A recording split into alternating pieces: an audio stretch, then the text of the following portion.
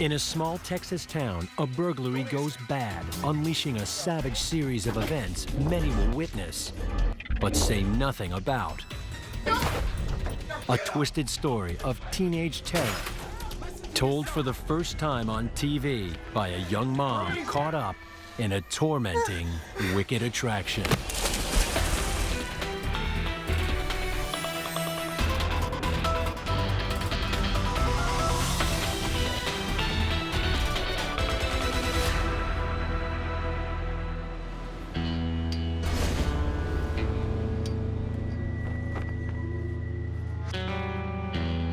The small Texas city of Palestine lies midway between Houston and Dallas.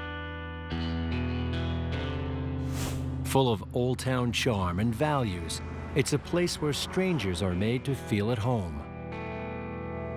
But what happened here in January 2000 was so shocking, cruel, and unnecessary that the memories still haunt the community.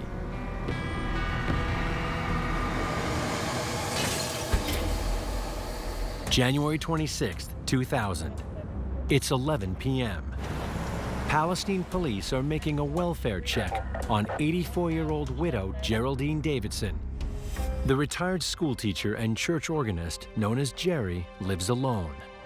When she misses choir practice, her friends begin to worry.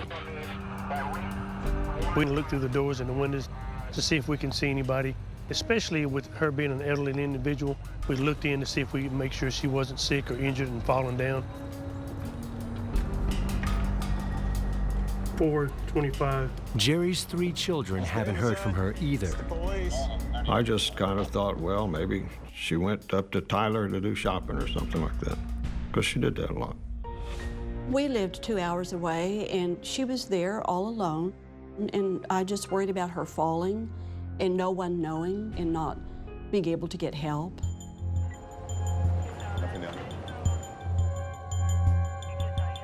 The safety of Mom was on everybody's mind.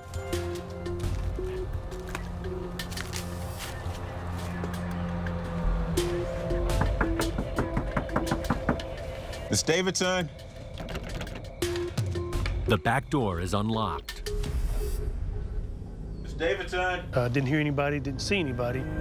The house was actually really clean and looked to be in really good condition inside. Seeing no sign of anything wrong, Officer Munoz decides not to venture inside. Thought that she had driven away from home, gotten lost, and that she would return back later in the evening.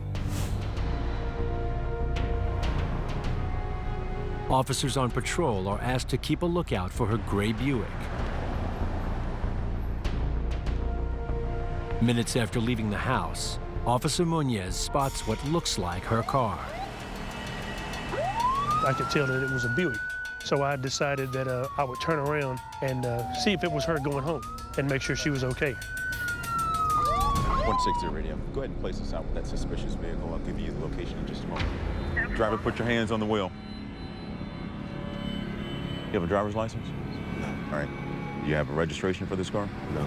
Who's the vehicle belong to? Nobody knew who the car actually belonged to. They couldn't give me the name of the registered owner.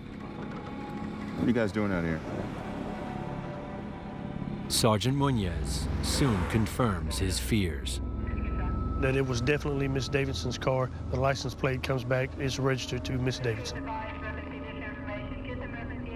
That caused quite a bit of concern, because now not only is she unaccounted for, she's no longer in her vehicle, and the chances of her being just lost or confused are probably pretty low. All right. What I want you to do is go ahead and open the door, step out of the car, and I want you to face forward. The 5 people in the car are taken downtown for questioning, and the vehicle towed for processing.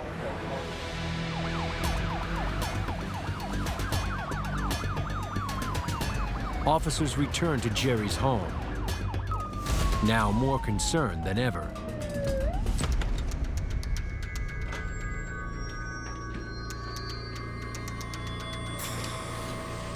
This time, they discover a kitchen window has been broken from the outside.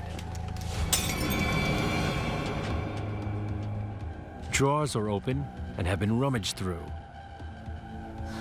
Upstairs, they find further evidence the house has been ransacked. The district attorney's office is called in. It's not a murder investigation, but I promise you that bells were going off. There are people in her car. There are things in the car that look very suspicious. Something's bad has happened to Miss Geraldine Davidson. Officers interview the 5 young people found in Jerry's car. They claim they rented the vehicle from someone else in exchange for drugs. People use crack cocaine, rocks of crack cocaine as currency. If they don't have money, they swap it for what they call a rent car, and that's what they call it. Investigators get their first major break: a name. Those arrested say the car was rented from Danielle Simpson, a street thug well known to the authorities. He's been dealt with in the past for violent crime as well as some other offenses. On one occasion, an argument with a girlfriend almost proved deadly. Listen to yourself! Don't push away from me like that! Okay, I didn't do nothing to you! I'm not being ass! I've been at you all time! I'm gone! You're gone?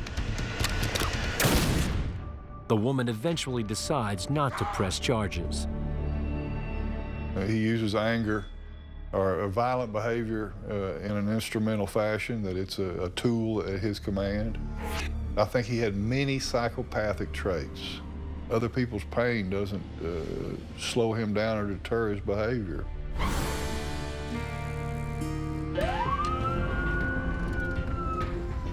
Two hours after finding Jerry's home ransacked, officers arrive at Danielle Simpson's last known address.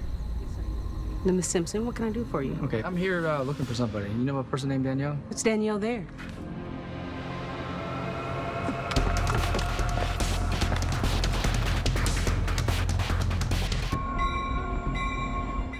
Simpson manages to flee after a chase through the streets.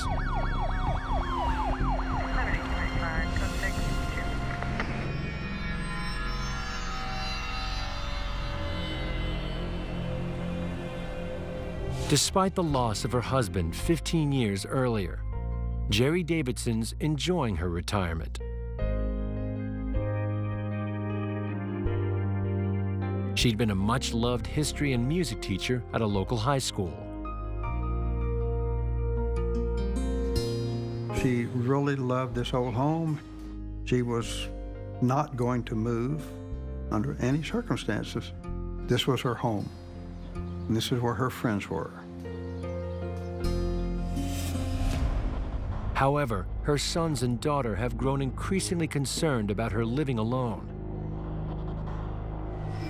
Recently, Jerry found a window broken, and then 2 strangers arrived. Hi.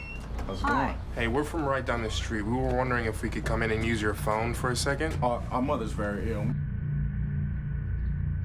I guess that should be all right. Come on in. Thank you so much. Appreciate you. Thank you.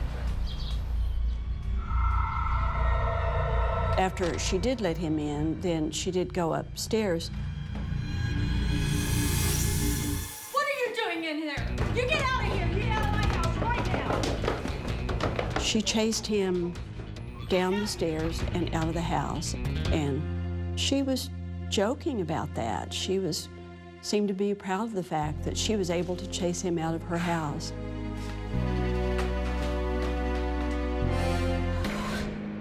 Two days into the investigation, Danielle Simpson's wife is brought in for questioning. This is the first time she's told her shocking story on camera. It's a tale of twisted love and a terrifying crime many people witnessed but chose not to report. As she begins to reveal what happened to Jerry Davidson.